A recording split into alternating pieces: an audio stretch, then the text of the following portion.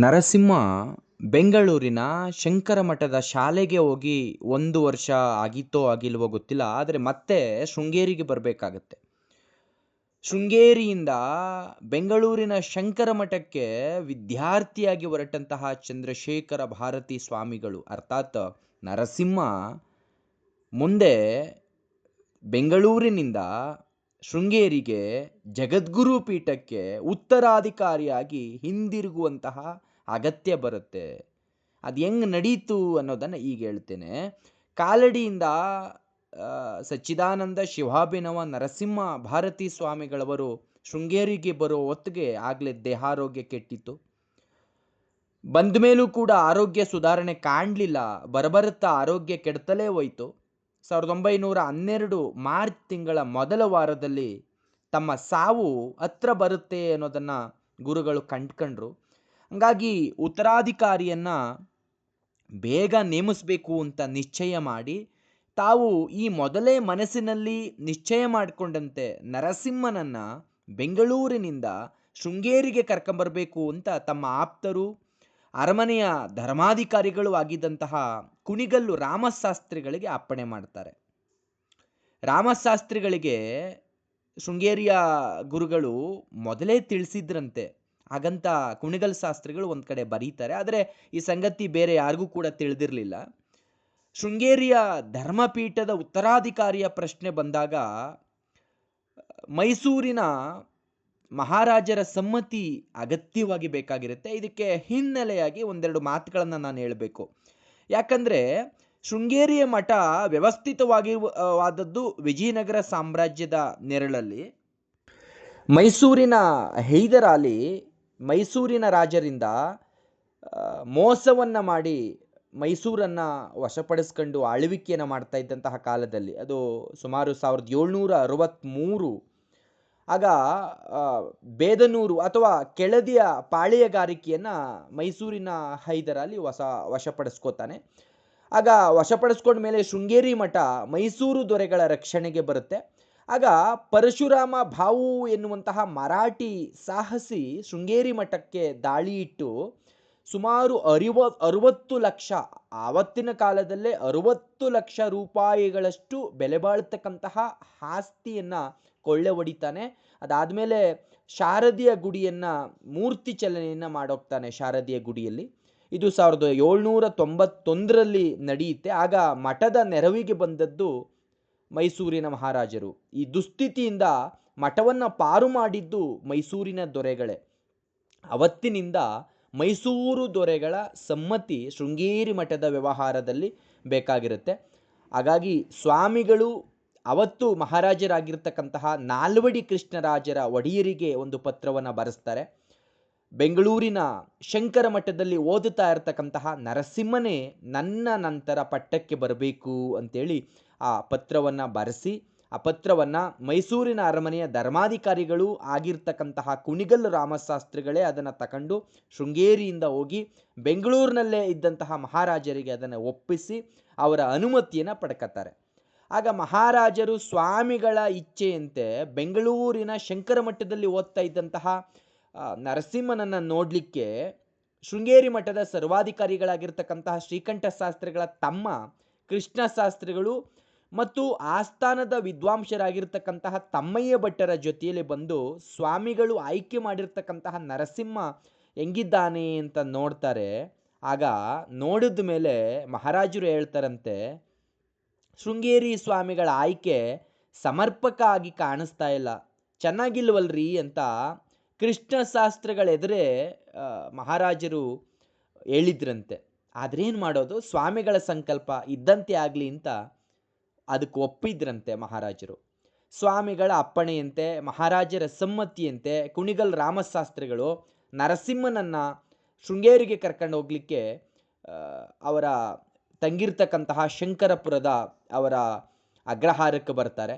ಆಗ ನರಸಿಂಹನ ತಂದೆ ತಾಯಿಗಳಿಗೆ ಈ ವಿಚಾರವನ್ನು ತಿಳಿಸಿದಾಗ ನರಸಿಂಹನ ತಂದೆ ತಾಯಿ ಇಬ್ಬರೂ ಕೂಡ ಒಪ್ಪೋದಿಲ್ಲ. ಇರ್ತಕ್ಕಂಥವನು ಒಬ್ಬನೇ ಒಬ್ಬ ಮಗ, ದೇವರ ದಯೆಯಿಂದ ಸಾಯದೆ ಉಳ್ಕೊಂಡಿರ್ತಕ್ಕಂಥ ಮಗ, ಅವನ ಮೇಲೆ ನಾವೆಲ್ಲರೂ ಕೂಡ ಕನಸನ್ನು ಕಟ್ಕೊಂಡಿದ್ದೀವಿ, ಅವನನ್ನೇ ನಂಬ್ಕೊಂಡಿದ್ದೀವಿ. ಎಲ್ಲರಂತೆ ಅವನು ಕೂಡ ಮದುವೆಯಾಗಿ ಒಂದೊಳ್ಳೆ ಉದ್ಯೋಗವನ್ನು ಮಾಡ್ಕೊಂಡು ಹಣವನ್ನು ಸಂಪಾದಿಸ್ಕೊಂಡು ಮನೆಯನ್ನು ಉಳಿಸ್ಕೊಂಡು ಬೆಳೆಸ್ಕೊಂಡು ಹೋಗ್ಲಿ ಅನ್ನುವಂಥದ್ದು ನಮ್ಮಿಚ್ಛೆ. ಆ ಕಾರಣಕ್ಕಾಗಿ ನಾವು ಗೋಕರ್ಣ ಯಾತ್ರೆಯನ್ನು ಮಾಡಿದ್ವಿ. ಉಡುಪಿಯ ಕೃಷ್ಣನಿಗೆ ಹರಕೆಯನ್ನು ಹೊತ್ವಿ. ಈಗ ಮಗ ಸನ್ಯಾಸಿಯಾಗಿ ಮಠಕ್ಕೆ ಅಂಟ್ಕೋಬೇಕು ಅಂದರೆ ನಾವು ಮಠಕ್ಕೆ ಕಳಿಸೋದಾದ್ರೂ ಹೆಂಗೆ? ಬಯಸಿ ಬಯಸಿ ಪಡ್ಕೊಂಡಿರ್ತಕ್ಕಂಥ ಮಗ ಅವನು ಮನೆಯಲ್ಲಿ ಉಳಿಸ್ಕೊಡ್ಬೇಡವೆ? ವಂಶವನ್ನು ಅವನು ಬೆಳೆಸ್ಬೇಡವೆ?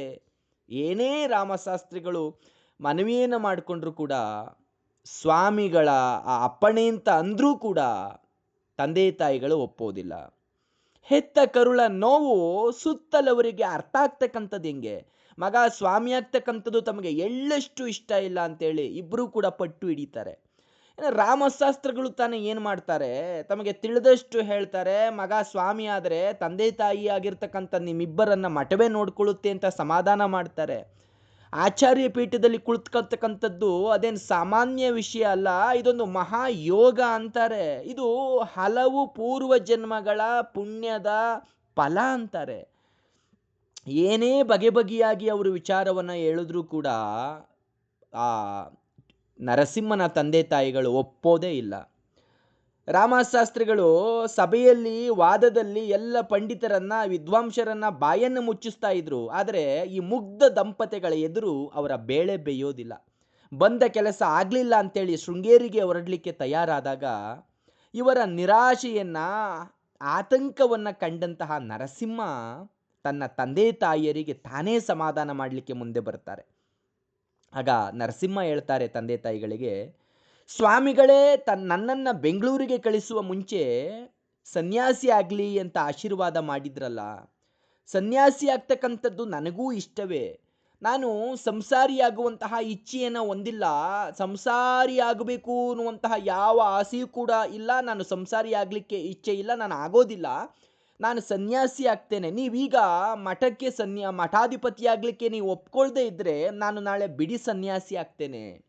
ಬಿಡಿ ಸನ್ಯಾಸಿಯಾಗಿ ಒಂದು ಕಡೆ ಇಲ್ಲದೆ ಊರೂರು ಸುತ್ತುತ್ತಾ ಇರೋದಕ್ಕಿಂತಲೂ ಕೂಡ ಮಠದ ಅಧೀನದಲ್ಲಿ ಒಂದು ಕಡೆ ಪೀಠ ಒಂದರಲ್ಲಿ ಇರುವಂತಹ ಆ ಯೋಗವನ್ನು ಯಾಕೆ ತಪ್ಪಿಸ್ತೀರಿ ಅಂತೇಳಿ ತಂದೆ ತಾಯಿಗಳಿಗೆ ಎಲ್ಲ ವಿಚಾರವನ್ನು ನರಸಿಂಹ ಹೇಳಿ ವಾಸ್ತವವನ್ನು ಅರ್ಥ ಮಾಡಿಸಿ ತಂದೆ ತಾಯಿಗಳಿಂದ ಅನುಮತಿಯನ್ನು ಪಡ್ಕೊಳ್ತಾರೆ. ಅದಾದಮೇಲೆ ಸನ್ಯಾಸಿಗಳಿಗೆ ಪುನರ್ಜನ್ಮ ಇಲ್ಲ ಅಂತ ಶಾಸ್ತ್ರ ಹೇಳುತ್ತೆ. ಆಗ ವಂಶ ಬೆಳೀಬೇಕು ಅನ್ನುವಂತಹ ನಿಮ್ಮ ಬಯಕೆಯೂ ಕೂಡ ಸಲ್ಲೋದಿಲ್ಲ. ಹಾಗಾಗಿ ಮಠದ ಅನ್ನವನ್ನು ಉಂಡಿರ್ತಕ್ಕಂಥವ್ರು ನಾವು ಸ್ವಾಮಿಗಳ ಮಾತನ್ನು ಮೀರ್ತಕ್ಕಂಥದ್ದು ಸರಿಯಲ್ಲ.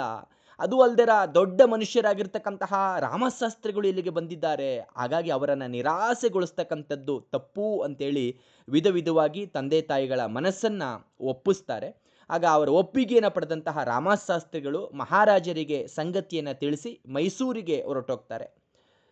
ನರಸಿಂಹನಿಗೆ ನಿಜವಾಗಿ ಮಠದ ಅಧಿಕಾರ ಎಳ್ಳಷ್ಟು ಇಷ್ಟ ಇರೋದಿಲ್ಲ. ಆದರೆ ಮಠದ ಆಡಂಬರ, ಸಂಭ್ರಮ, ಜನಸಂದಣಿ, ಅಲ್ಲಿ ಇರ್ತಕ್ಕಂತಹ ಅಧಿಕಾರಿಗಳ ದರ್ಪ, ಆಮೇಲೆ ಬಿಡುವಿಲ್ಲದೆ ಇರತಕ್ಕಂತಹ ಸಂಚಾರ, ಇವೆಲ್ಲವನ್ನ ನರಸಿಂಹ ಅತ್ಯಂತ ಹುಡುಗನಾಗಿದ್ದಾಗಲೇ ಕಂಡಿರ್ತಾರೆ. ಆದರೆ ಅದರ ಆಕರ್ಷಣೆಗೆ ಅವರೇನು ಒಳಪಟ್ಟಿರೋದಿಲ್ಲ.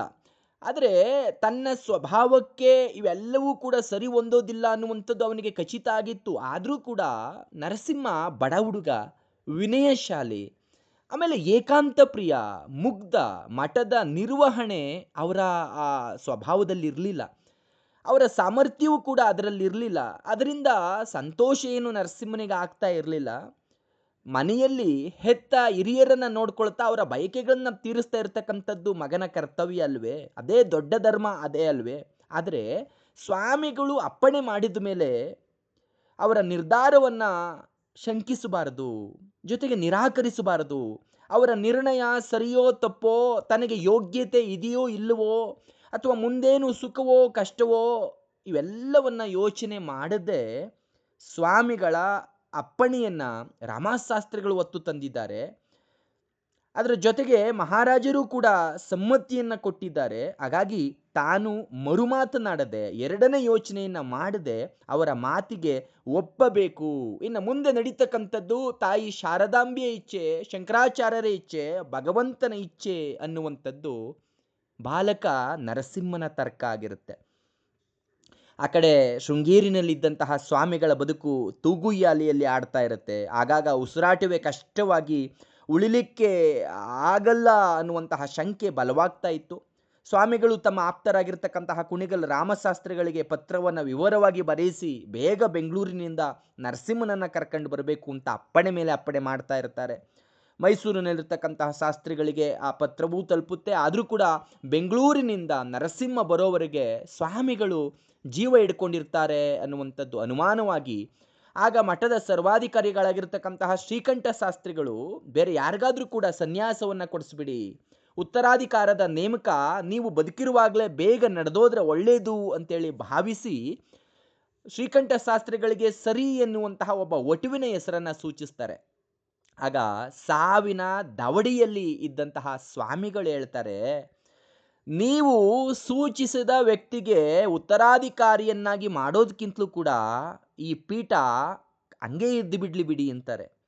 ಆಮೇಲೆ ಇನ್ನೊಂದು ಹೆಸರನ್ನ ಶ್ರೀಕಂಠ ಶಾಸ್ತ್ರಿಗಳು ಸೂಚಿಸಿದಾಗ ಅವನು ಬೇಡ ಅಂತಾರೆ. ಮತ್ತೆ ಇನ್ನೊಂದು ಹೆಸರನ್ನ ಸೂಚಿಸಿದಾಗ ಸ್ವಲ್ಪ ಖಾರವಾಗೆ ಕಟುವಾಗೆ ಸ್ವಾಮಿಗಳು ಹೇಳ್ತಾರೆ, ನರಸಿಂಹ ಬೆಂಗಳೂರಿನಿಂದ ಬರಲಿ, ಸುಮ್ಮನಿರಿ ಅಂತ ಅಂದ್ಬಿಡ್ತಾರೆ. ಸ್ವಾಮಿಗಳು ಬದುಕಿರುವಾಗಲೇ ಉತ್ತರಾಧಿಕಾರಿ ನೇಮಕ ಆದರೆ ಮುಂದೆ ತೊಂದರೆ ಬರಲ್ಲ ಅನ್ನುವಂಥದ್ದು ಸರ್ವಾಧಿಕಾರಿಗಳ ಎಣಿಕೆ. ಯಾಕಂದರೆ ಮಠಗಳಲ್ಲಿ ಸಾಮಾನ್ಯವಾಗಿ ಈ ಸಮಸ್ಯೆ ಮೂಡಿರುತ್ತೆ. ಸ್ವಾಮಿಗಳ ಮುಂಚಿನ ನೆಂಟರು ತಮ್ಮ ಪ್ರಭಾವವನ್ನು ರೂಢಿಸ್ಕೊಂಡು ತಮ್ಮ ಮನೆತನದಲ್ಲೇ ಮಠಾಧಿಪತ್ಯವನ್ನು ಉಳಿಸ್ಕೊಳ್ತಕ್ಕಂಥದ್ದು ಅಪರೂಪ ಏನಲ್ಲ. ಶೃಂಗೇರಿ ಮಠ ಅಂದರೆ ಅದೊಂದು ಸಂಪತ್ಪರಿತವಾಗಿರ್ತಕ್ಕಂತಹ ಶ್ರೀಮಂತ ಮಠ, ಪ್ರಭಾವಶಾಲಿಯಾಗಿರ್ತಕ್ಕಂಥ ಪೀಠ. ಹೀಗಾಗಿ ಅಲ್ಲಿ ರಾಜಕೀಯ ಇಲ್ಲದೆ ಇರತಕ್ಕಂಥದ್ದು ಸಾಧ್ಯವೇ? ಹಂಗಾಗಿ ಎಲ್ಲ ಕಡೆ ರಾಜಕೀಯ ಇರುವಂತೆ ಅಲ್ಲೂ ಇರುತ್ತೆ. ಹಾಗಾಗಿ ಸ್ವಾಮಿಗಳು ಕಡೆಯವರೆಗೆ ತಮ್ಮ ಉತ್ತರಾಧಿಕಾರಿ ಯಾರು ಅಂತ ಯಾರಿಗೂ ಹೇಳಿರೋದಿಲ್ಲ. ತಮ್ಮ ಮನಸ್ಸಿನಲ್ಲಿ ಏನಿದ್ದಿತ್ತೋ ಅದನ್ನು ಕೊನೆಗಾಲದಲ್ಲಿ ಅವರು ಹೇಳ್ತಾರೆ ಹೊರತು ಮೊದಲೇ ಯಾರಿಗೂ ಕೂಡ ಅದನ್ನು ಬಹಿರಂಗಪಡಿಸಿರೋದಿಲ್ಲ. ತಾವು ತೀರ್ಕೊಳ್ತಕ್ಕಂತಹ ಒಂದೆರಡು ದಿನಗಳ ಮುಂಚೆ ಅದು ಕೂಡ ಕುಣಿಗಲ್ಲು ರಾಮಶಾಸ್ತ್ರಿಗಳನ್ನು ಮೈಸೂರಿಗೆ ಕಳುಹಿಸಿ ತಮ್ಮ ಮನದಾಸಿಯನ್ನು ಪತ್ರದ ಮುಖೇನ ಮೈಸೂರಿನ ಮಹಾರಾಜರಿಗೆ ತಿಳಿಸಿದ ನಂತರ ಅಷ್ಟೇ ಅಲ್ಲಿ ತಮ್ಮ ಸುತ್ತಮುತ್ತ ಇರತಕ್ಕಂತಹ ಎಲ್ಲರಿಗೂ ಕೂಡ ಈ ವಿಚಾರ ತಿಳಿಯುತ್ತೆ. ಯಾಕೆ ಹಿಂಗೆ ಮಾಡಿದ್ರು ಅಂದರೆ, ತಾವೇನಾದರೂ ತಮ್ಮ ಉತ್ತರಾಧಿಕಾರಿಯನ್ನು ಮೊದಲೇ ಏನಾದರೂ ತಿಳಿಸ್ಬಿಟ್ಟಿದ್ದಿದ್ರೆ ನರಸಿಂಹ ದೊಡ್ಡ ಮನೆತನದವರಲ್ಲ, ಶ್ರೀಮಂತ ವ್ಯಕ್ತಿಯಲ್ಲ, ಪ್ರಭಾವಶಾಲಿಯಾಗಿರ್ತಕ್ಕಂತಹ ಮನೆತನದವನಂತೂ ಅಲ್ಲ, ನೋಡಲಿಕ್ಕೂ ಕೂಡ ಅಷ್ಟು ಸೊಗಸಾಗಿಲ್ಲ, ಸ್ವಭಾವದಲ್ಲಿ ಮೃದು ಸ್ವಭಾವ, ಉತ್ಸಾಹಶಾಲಿ ಅಲ್ಲ, ಸಾಹಸಿ ಅಲ್ಲ, ಜೊತೆಗೆ ವ್ಯವಹಾರ ಜ್ಞಾನವೂ ಕೂಡ ಇಲ್ಲ, ಬಡ ಹುಡುಗನಾಗಿ ಸರ್ವಾಧಿಕಾರಿಗಳ ಮನೆಯಲ್ಲೇ ಬೆಳೆದಿರ್ತಕ್ಕಂತಹ ಹುಡುಗ, ಇಂಥವನು ಪೀಠಾಧಿಪತಿ ಆಗ್ತಾನೆ ಅಂದರೆ ಯಾರೂ ಕೂಡ ಎಣಿಸ್ತಿರ್ಲಿಕ್ಕಿಲ್ಲ. ಅಧಿಕಾರಿಗಳಿಗೆ ಬಹುಶಃ ಆ ಸರ್ವಾಧಿಕಾರಿಗಳನ್ನು ಸೇರಿಸಿ ಮಠದಲ್ಲಿರ್ತಕ್ಕಂತಹ ಅಧಿಕಾರಿಗಳಿಗೆ ಈ ನಿರ್ಣಯ ಗೊತ್ತಾದಾಗ ಸೋಜಿಗ ಅನಿಸೋದು ಸಹಜವೇ. ಈ ನಿರ್ಣಯವನ್ನು ಏನಾದರೂ ಮೊದಲೇ ಅವರು ಹೊರಪಡಿಸಿದ್ರೆ ಪ್ರಬಲವಾಗಿರ್ತಕ್ಕಂಥ ವಿರೋಧ ಬರ್ತಾ ಇದ್ದದ್ದು ಸಹಜವೇ. ಆ ಕಾರಣಕ್ಕಾಗಿ ವ್ಯವಹಾರ ಚತುರರಾಗಿರ್ತಕ್ಕಂತಹ ಸ್ವಾಮಿಗಳು ಇದನ್ನು ಕಡೆಯವರೆಗೂ ಕೂಡ ಬಹಿರಂಗಪಡಿಸೋದಿಲ್ಲ. ಶಾಸ್ತ್ರಿಗಳು ನರಸಿಂಹನನ್ನು ಕರ್ಕೊಂಡು ಮೊದಲು ಹೊರಡ್ತಾರೆ. ಕೆಲವು ದಿನಗಳ ನಂತರ ತಂದೆ ತಾಯಿಗಳು ಬರ್ತಾರೆ ಅಂತೇಳಿ ಶಾಸ್ತ್ರಿಗಳು ನರಸಿಂಹನನ್ನು ಕರ್ಕೊಂಡು ಶೃಂಗೇರಿಗೆ ಬರ್ತಾರೆ. ಶೃಂಗೇರಿಗೆ ನರಸಿಂಹ ಬರುವ ವೇಳೆಗಾಗಲೇ ಸ್ವಾಮಿಗಳು ತೀರ್ಕೊಂಡಿರ್ತಾರೆ. ನರಸಿಂಹ ಶೃಂಗೇರಿಯನ್ನು ಮುಟ್ಟಿದ್ದು 1912 ಮಾರ್ಚ್ 21ರಂದು. ನರಸಿಂಹ ಬರುವ ಹಿಂದಿನ ರಾತ್ರಿ ಸ್ವಾಮಿಗಳು ಮುಕ್ತರಾಗಿರ್ತಾರೆ. ಹಾಗಾಗಿ ಸ್ವಾಮಿಗಳ ಅಂತ್ಯಕ್ರಿಯೆ ಮುಗಿಯುವವರೆಗೂ, ಅವರ ಕಾರ್ಯ ಏನು ಮುಗಿಯುವವರೆಗೂ ಕೂಡ 15 ದಿನಗಳ ಕಾಲ ನರಸಿಂಹ ಶೃಂಗೇರಿಯಲ್ಲೇ ಕಾಯಬೇಕಾಗತ್ತೆ. ಈ 15 ದಿನಗಳ ಅವಧಿಯಲ್ಲಿ ಪೀಠದ ಉತ್ತರಾಧಿಕಾರಿ ಯಾರಾಗಬೇಕು ಅನ್ನುವಂತಹ ಚರ್ಚೆ, ನರಸಿಂಹನಿಗೆ ಅವಕಾಶವನ್ನು ತಪ್ಪಿಸೋದಿಕ್ಕೆ ಹಲವಾರು ಪ್ರಯತ್ನಗಳಾಗುತ್ತೆ. ಅಧಿಕಾರಿಗಳ ರಾಜಕಾರಣ, ಆಮೇಲೆ ಮೈಸೂರು ಮಹಾರಾಜರವರಿಗೆ ಮನವಿ, ಇವೆಲ್ಲವೂ ಕೂಡ ಆಗುತ್ತೆ. ಆದರೆ ಮಹಾರಾಜರು ಯಾವುದಕ್ಕೂ ಒಪ್ಪೋದಿಲ್ಲ. ನರಸಿಂಹನೇ ಸ್ವಾಮಿಗಳು ಸೂಚಿಸಿರ್ತಕ್ಕಂತಹ ಉತ್ತರಾಧಿಕಾರಿ, ಹಾಗಾಗಿ ಬೇರೆ ಯೋಚನೆ ಮಾಡೋ ಆಗಿಲ್ಲ ಅಂತ ಕಡಾಖಂಡಿತವಾಗಿ ಹೇಳ್ಬಿಡ್ತಾರೆ. ಹಾಗಾಗಿ ಬೇರೆ ವಿಧಿ ಇಲ್ಲದೆ ನರಸಿಂಹನಿಗೆ ಪಟ್ಟಾಭಿಷೇಕದ ವ್ಯವಸ್ಥೆಯನ್ನು ಮಾಡೋದಕ್ಕೆ ಅಲ್ಲಿ ಎಲ್ಲ ತಯಾರಿ ಆಗ್ತಾ ಇರುತ್ತೆ. ಅದರ ಜೊತೆಗೆ ಮೈಸೂರಿನ ಮಹಾರಾಜರು ತಮ್ಮ ಪ್ರತಿನಿಧಿಯೊಬ್ಬರನ್ನು ಕಳಿಸಿ ಶೃಂಗೇರಿನಲ್ಲಿ ಇದ್ಕೊಂಡು ಎಲ್ಲ ವ್ಯವಸ್ಥೆ ಆಗಬೇಕು ಅಂತೇಳಿ ಒಬ್ಬ ಪ್ರತಿನಿಧಿಯನ್ನು ಕೂಡ ಕಳಿಸ್ಕೊಟ್ಟಿರ್ತಾರೆ. ಹಾಗಾಗಿ ನರಸಿಂಹ ಯಾವುದೇ ಭಯವಿಲ್ಲದೆ ಪೀಠದಲ್ಲಿ ಕೂರ್ಲಿಕ್ಕೆ ಸಾಧ್ಯ ಆಗುತ್ತೆ. ಗೋಪಾಲಶಾಸ್ತ್ರಿಗಳ ಮಗ, ಒಬ್ಬ ಬಡ ಕುಟುಂಬದಲ್ಲಿ ಬಂದಂತಹ ಮಗ ಮುಂದೆ ಜಗದ್ಗುರು ಆಗ್ತಾನೆ ಅಂದರೆ ಊರವ್ರಿಗಾಗಲಿ ಮಠದವ್ರಿಗಾಗಲಿ ಇಷ್ಟ ಇರೋದಿಲ್ಲ. ಎಲ್ಲರನ್ನ ಬಿಟ್ಟು ಇವನನ್ನ ಸ್ವಾಮಿಗಳು ಏನು ಅಂತ ಆರಿಸಿದ್ರು ಅನ್ನುವಂಥದ್ದು ಎಲ್ಲರಿಗೂ ಸೋಜಿಗವೇ. ಬುದ್ಧಿಶಾಲಿಯಾಗಿರ್ತಕ್ಕಂತಹ ಹುಡುಗನೇನೋ ನಿಜ, ಆದರೆ ನರಸಿಂಹ ಶ್ರೀಮಂತರ ಮನೆಯವನಲ್ಲ, ಸ್ವಾಮಿಗಳ ನೆಂಟನಲ್ಲ, ಪ್ರಭಾವ ಇರ್ತಕ್ಕಂತಹ ಮನೆತನ ಅಲ್ಲ. ಗೋಪಾಲಶಾಸ್ತ್ರಿಗಳಿಗೆ ಊರಲ್ಲಾಗಲಿ ಮಠದಲ್ಲಾಗಲಿ ಅಂತಹ ಹೇಳ್ಕೊಳ್ಳುವಂತಹ ಸ್ಥಾನವಾಗಲಿ ಸನ್ಮಾನ ಆಗಲಿ ಏನು ಇರಲಿಲ್ಲ. ಲೋಕ ವ್ಯವಹಾರ ಅಂತೂ ತಂದೆಗೂ ಗೊತ್ತಿಲ್ಲ, ಮಗನಿಗೂ ಗೊತ್ತಿಲ್ಲ. ಹಂಗಾಗಿ ಹುಡುಗನಿಗೆ ದಿಟ್ಟತನವೂ ಇಲ್ಲ, ಎದೆಗಾರಿಕೆಯೂ ಇಲ್ಲ, ಜನರನ್ನ ಮೆಚ್ಚಿಸ್ತಕ್ಕಂತಹ ಜಾಣತನವೂ ಇಲ್ಲ. ಹೋಗ್ಲಿ ನೋಡಲಿಕ್ಕೆ ಸೊಗಸಾಗಿದ್ದಾರಾ ಅಂದರೆ ಅದೂ ಕೂಡ ಇಲ್ಲ. ದೇಹದ ಬಣ್ಣ ಕಂದು, ಮೈ ಬಡಕಲು, ಆಕಾರ ಕುಳ್ಳೆ, ನೋಟ ನೆಲದ ಮೇಲೆ. ಹಿಂದಿನ ಸ್ವಾಮಿಗಳನ್ನು ನೋಡಿದವರಿಗೆ ಅದು ಆನೆ, ಇದು ಆಡು ಅಂತ ಅನ್ನಿಸ್ತಕ್ಕಂಥದ್ದು ಸಹಜವೇ ಆಗಿತ್ತು. ಆ ಸ್ವಾಮಿಗಳ ಹೊಳೆಯುವ ಮೈಬಣ್ಣ, ಗಂಭೀರವಾಗಿರ್ತಕ್ಕಂತಹ ನಿಲುವು, ಕಣ್ಣುಗಳಲ್ಲಿ ತೇಜಸ್ಸು, ಮುಖದ ಮೇಲೆ ದರ್ಪ, ಇವೆಲ್ಲ ಯಾರಲ್ಲಾದರೂ ಕೂಡ ಭಯಭಕ್ತಿಯನ್ನು ಹುಟ್ಟಿಸ್ತಾ ಇದ್ದು. ಮೇಲಾಗಿ ಹಿಂದಿನ ಸ್ವಾಮಿಗಳು ಹುಟ್ಟಿದ್ದು ಬೆಳೆದದ್ದೆಲ್ಲ ಮೈಸೂರಿನಲ್ಲಿ. ಅವರು ಶೃಂಗೇರಿಯವರು, ಅವರನ್ನು ನೋಡಿದ್ದು ಸ್ವಾಮಿಗಳಾದ ಮೇಲೆ. ಆದರೆ ನರಸಿಂಹ ಹಂಗಲ್ಲ. ನರಸಿಂಹ ಹುಟ್ಟಿದ್ದು ಬೆಳೆದಿದ್ದೆಲ್ಲ ಶೃಂಗೇರಿಯಲ್ಲೇ. ಅವನನ್ನು ಎಳೆ ವಯಸ್ಸಿನಿಂದ ಊರವರು ಬಲ್ಲವರು, ತಂದೆಯನ್ನ ಮಗನನ್ನ ಅಸಡ್ಡೆಯಿಂದಲೇ ಕಂಡಿರ್ತಕ್ಕಂಥವ್ರು. ಮಠದವರಂತೂ ಇವರನ್ನ ಕಸಕ್ಕಿಂತ ಕಡಿಯಾಗಿ ನೋಡ್ತಾ ಇದ್ರು. ನರಸಿಂಹ ಶೃಂಗೇರಿಯಲ್ಲೇ ಇರ್ತಾ ಇದ್ದಂತಹ ಸಂದರ್ಭದಲ್ಲಿ ಶೃಂಗೇರಿಯ ಮಠದಿಂದ ಮನೆಗೆ ದಿನವೂ ಕೂಡ ಮಜ್ಜಿಗೆಯನ್ನು ತರಬೇಕಾಗಿತ್ತಂತೆ. ಮಜ್ಜಿಗೆಯನ್ನು ತರಲಿಕ್ಕೆ ಪಾತ್ರೆ ಇರಲಿಲ್ವಂತೆ ಅವರ ಮನೆಯಲ್ಲಿ. ಆಗ ಮಠದ ಉಗ್ರಾಣದಿಂದಲೇ ಡಬ್ಬ ಒಂದವನ್ನ ಎರವಲು ತಗೊಂಡಿದ್ರಂತೆ. ಉಗ್ರಾಣದ ಅಧಿಕಾರಿಗಳು ಅದಕ್ಕಾಗಿ ಅವನನ್ನು ಮೂದಲಿಸಿ ಮಾತಾಡ್ತಾ ಇದ್ರಂತೆ. ಬಡವರು ಅಂದರೆ ಶ್ರೀಮಂತರಿಗೂ ಅಸಡ್ಡೆ, ಶ್ರೀಮಂತರನ್ನು ಓಲೈಸ್ಕೊಂಡಿರ್ತಕ್ಕಂತಹ ಬಡವರಿಗೂ ಕೂಡ ಅಸಡ್ಡೆ. ಈ ಬಡ ಹುಡುಗ ಈಗ ಜಗದ್ಗುರು ಆದರೆ ಹೆಂಗೆ? ಹಿಂದಿನದೆಲ್ಲವನ್ನ ಮರೀತಾನ? ಅದನ್ನು ನೆನಪಿಟ್ಕೊಂಡು ಏನಾದರೂ ನಮ್ಮನ್ನು ದಂಡಿಸ್ತಾನೋ ಏನೋ ಅನ್ನುವಂತಹ ಭಯ ಅವರಿಗೆ, ಮಠದಲ್ಲಿರ್ತಕ್ಕಂಥವರಿಗೆ. ಅಧಿಕಾರ ಇಲ್ಲದಾಗ ವಿನಯ ಏನೋ ಇತ್ತು, ಆದರೆ ಅಧಿಕಾರ ಬಂದ ಮೇಲೆ ಆ ವಿನಯ ಉಳಿಯುತ್ತೆ ಎನ್ನುವಂಥದ್ದೇನು ಸಾಕ್ಷಿ, ಏನು ಗ್ಯಾರಂಟಿ ಅನ್ನುವಂಥದ್ದು ಅವರ ಅಭಿಪ್ರಾಯ ಆಗಿತ್ತು. ಆ ಕಾರಣಕ್ಕಾಗಿ ಹಲವರು ನರಸಿಂಹ ಜಗದ್ಗುರು ಆಗ್ತಾನೆ ಎನ್ನುವಂತಹ ಸುದ್ದಿಯನ್ನು ಕೇಳಿ ಸಂತೋಷ ಪಡೋದಿಲ್ಲ. ಮಠದಲ್ಲೇ ಇದನ್ನು ಸ್ವಾಗತ ಮಾಡ್ತಕ್ಕಂಥವ್ರು ಇರಲಿಲ್ಲ. ಆದರೆ ಸ್ವಾಮಿಗಳ ಇಚ್ಛೆ, ಮಹಾರಾಜರ ಅಪ್ಪಣೆಯ ಇವೆರಡರ ಮುಂದೆ ಯಾರೂ ಕೂಡ ಏನನ್ನು ಮಾಡುವಾಗಿರಲಿಲ್ಲ. ಹಂಗಾಗಿ ತೀರಿಕೊಂಡಂತಹ ಗುರುಗಳ ಉತ್ತರ ಕ್ರಿಯೆಗಳು ನಡೀತಾ ಇದ್ದೋ. ಈ ನಡುವೆ ಮಠದಲ್ಲಿ ಒಂದು ಸಭೆ ನಡೆಯುತ್ತೆ. ಸ್ವಾಮಿಗಳ ಉತ್ತರಾಧಿಕಾರಿಯಾಗಿ ಅವರನ್ನು ಯಾವ ರೀತಿ ಪಟ್ಟಕ್ಕೆ ಕೂರಿಸ್ಬೇಕು, ಜೊತೆಗೆ ಕಾರ್ಯಗಳನ್ನು ಯಾವ ರೀತಿ ಮಾಡಬೇಕು ಅಂತೇಳಿ ಸಭೆಯೊಂದನ್ನು ನಡೆಯುತ್ತೆ ಮಠದಲ್ಲಿ. ಮಠದ ಹಿರಿಯ ಅಧಿಕಾರಿಗಳು, ವಿದ್ವಾಂಸರು, ಮಠದ ಭಕ್ತರು ಎಲ್ಲರೂ ಕೂಡ ಅಲ್ಲಿ ಇರ್ತಾರೆ. ಹಾಗಾಗಿ ಎಲ್ಲರೂ ಇರ್ತಾರೆ, ಆದರೆ ಮುಂದಿನ ಪೀಠಾಧಿಪತಿಯಾಗಿರ್ತಕ್ಕಂತಹ ನರಸಿಂಹ ಇರೋದಿಲ್ಲ. ಅದನ್ನು ಗಮನಿಸ್ತಕ್ಕಂತಹ ಯಾರೋ ಒಬ್ಬ ಬುದ್ಧಿವಂತ ಸನ್ಯಾಸ ಪಟ್ಟ ಮೊದಲಾಗಿರ್ತಕ್ಕಂಥದ್ದೆಲ್ಲವೂ ಕೂಡ ನಡಿಬೇಕಾಗಿರ್ತಕ್ಕಂಥದ್ದು ನರಸಿಂಹನಿಗೆ. ಆದರೆ ನಾವೇನನ್ನ ನಿರ್ಧಾರ ಮಾಡ್ತೀವಿ ಅನ್ನುವಂಥದ್ದು ಅವ್ರಿಗೂ ಕೂಡ ತಿಳಿಬೇಕಲ್ವಾ. ಅವರೂ ಸಭೆಯಲ್ಲಿದ್ದರೆ ಒಳ್ಳೆಯದು ಅಂತೇಳಿ ಅಲ್ಲಿರ್ತಕ್ಕಂತಹ ಸರ್ವಾಧಿಕಾರಿಗಳಿಗೆ ಸೂಚಿಸ್ತಾರೆ. ಆಗ ಸರ್ವಾಧಿಕಾರಿಗಳು ನರಸಿಂಹನನ್ನು ಬರೆ ಹೇಳ್ತಾರೆ. ನರಸಿಂಹ ಬಂದವರೇ ಮೂಲೆ ಒಂದು ಕಡೆ ಕೈಯನ್ನು ಕಟ್ಟಿಕೊಂಡು ನಿಂತ್ಕೋತಾರಂತೆ. ಅವರನ್ನು ಯಾರೂ ಕೂಡ ಕೂತ್ಕೊಳ್ಳಿ ಅಂತ ಹೇಳೋದಿಲ್ವಂತೆ. ಆಗ ಸಭೆಯ ಕಾರ್ಯಕಲಾಪ ಮುಂದುವರಿಯುತ್ತೆ. ಸ್ವಲ್ಪ ಸಮಯ ಆದಮೇಲೆ ಸಭೆಯಲ್ಲಿರ್ತಕ್ಕಂತಹ ಕೆ ರಾಮಚಂದ್ರ ಅಯ್ಯರ್ ಎನ್ನುವಂತಹ ಒಬ್ಬ ಸಾತ್ವಿಕರು ನರಸಿಂಹನ ಕಡೆಗೆ ನೋಡಿ ಕೂತ್ಕೊಳ್ಳಿ ಕೆಳಗಡೆ ಅಂತಂತಾರೆ.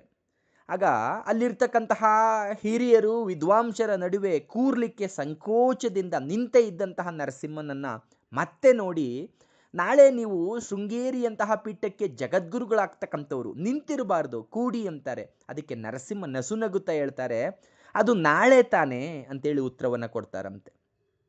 ಅವತ್ತು ತಾನಿನ್ನೂ ಕೂಡ ಬ್ರಹ್ಮಚಾರಿ, ಸಭೆಯಲ್ಲಿರ್ತಕ್ಕಂಥವರೆಲ್ಲ ಹಿರಿಯರು ಅನ್ನುವಂಥದ್ದು ನರಸಿಂಹನ ತರ್ಕ. ಹಿರಿಯ ಸ್ವಾಮಿಗಳ ಉತ್ತರ ಕ್ರಿಯೆ ಎಲ್ಲ ಮುಗಿದ ಮೇಲೆ 1912 ಏಪ್ರಿಲ್ 6ನೆಯ ದಿನ, ಚೈತ್ರ ಮಾಸದ ಬಹುಳ ಪಂಚಮಿಯ ದಿನ ನರಸಿಂಹನಿಗೆ ಮಠದ ಸರ್ವಾಧಿಕಾರಿಗಳಾಗಿರ್ತಕ್ಕಂತಹ ಶ್ರೀಕಂಠ ಶಾಸ್ತ್ರಿಗಳು ಶ್ರೀವಿದ್ಯಾ ಮಂತ್ರೋಪದೇಶವನ್ನು ಮಾಡ್ತಾರೆ. ಶ್ರೀವಿದ್ಯಾ ಮಂತ್ರೋಪದೇಶವನ್ನು ಸಾಮಾನ್ಯವಾಗಿ ಸ್ವಾಮಿಗಳಿಗೆ ಮಾಡುವಂತಹ ಉಪಾಸನೆಯನ್ನು ಮಾಡುವಂಥದ್ದು ಏನು ಉಪದೇಶವನ್ನು ಮಾಡುವಂಥದ್ದು ಗೃಹಸ್ಥನಾದವನಿಗೆ ಅರ್ಹತೆ ಇರೋದಿಲ್ಲ. ಆ ಕಾರಣಕ್ಕಾಗಿ ಸ್ವಾಮಿಗಳು ಸನ್ಯಾಸ ದೀಕ್ಷೆಯನ್ನು ತಗೊಳ್ತಕ್ಕಂತಹ ಹಿಂದಿನ ದಿನವೇ ಶ್ರೀಕಂಠ ಶಾಸ್ತ್ರಿಗಳು ಸ್ವಾಮಿಗಳವರಿಗೆ ಮಂತ್ರೋಪದೇಶವನ್ನು ಮಾಡ್ತಾರೆ. ಮರುದಿನ ಅಷ್ಟಶ್ರಾದ್ದ, ವಿರಾಜ ಹೋಮ, ತುಂಗಾ ನದಿಯಲ್ಲಿ ಪ್ರೇಷ ಮಂತ್ರೋಚ್ಚಾರಣೆ ಮೊದಲಾಗಿರ್ತಕ್ಕಂತಹ ಯತಿ ದೀಕ್ಷೆಯ ಕಲಾಪಗಳು ನಡೆಯುತ್ತೆ. ಅದಾದಮೇಲೆ ಹಿಂದಿನ ಸ್ವಾಮಿಗಳ ಅಧಿಷ್ಠಾನದಲ್ಲಿ ಗುರುಪಾಸನಾದಿಯಾಗಿ ಅನುಷ್ಠಾನ ಆದಮೇಲೆ ಹಿಂದಿನ ಸ್ವಾಮಿಗಳ ಶಿಷ್ಯರೇ ಆಗಿರ್ತಕ್ಕಂತಹ ಸತ್ಯಾನಂದ ಸರಸ್ವತಿ ಸ್ವಾಮಿಗಳು ಎನ್ನುವಂತಹ ಬಿಡಿ ಸನ್ಯಾಸಿಗಳಿಂದ ಮಹಾವಾಕ್ಯ ಸಂಗ್ರಹಣವಾಗಿ ಯೋಗ ಪಟ್ಟ ಕೊಡಲ್ಪಡುತ್ತೆ. ಅದಾದ ಮಾರನೆಯ ದಿನ ಜಗದ್ಗುರು ಪೀಠಾರೋಹಣ ನಡೆಯುತ್ತೆ. ಆಗ ನರಸಿಂಹ ಈಗ ಶ್ರೀ ಚಂದ್ರಶೇಖರ ಭಾರತಿ ಮಹಾಸ್ವಾಮಿಗಳಾಗ್ತಾರೆ. ಮಠದ ಪರಂಪರೆಯಲ್ಲಿ ಇವರು 34ನೇ ಪೀಠಾಧಿಪತಿಗಳಾಗ್ತಾರೆ.